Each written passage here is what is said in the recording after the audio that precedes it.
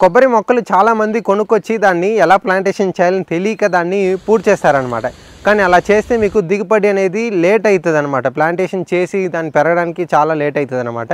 So ఎప్పుడైనా ఒక రైటెస్ట్ మెథడ్తో plantation చేయడం వచ్చి 2 ఫీట్ లోతు 2 ఫీట్ వెడల్పు కానీ కంపల్సరీ కావాలన్నమాట. సో ఇది చూపిస్తాను. ఫస్ట్ ఏం చేయాలంటే ఈ చుట్టుపక్కల ఉన్న గడ్డి అదంతా తీసేయాలన్నమాట. ఫస్ట్ ఈ మట్టిని తీసి ఇటు సైడ్ వేయాలి. ఇది వేసేసి ఈ గుంతలోపు మనం చుట్టూ సేమ్ ఇలాగే తవ్వేయాలన్నమాట. ఈ చెట్టు ఉన్నాయి కదా, సో ఈడ కొబ్బరికాయ కనిపించేటట్టు మొత్తం తవ్వాలన్నమాట. చూడండి ఎంత పైనే ప్లాంటేషన్ చేశారని మీకు అనిపిస్తుంది కదా.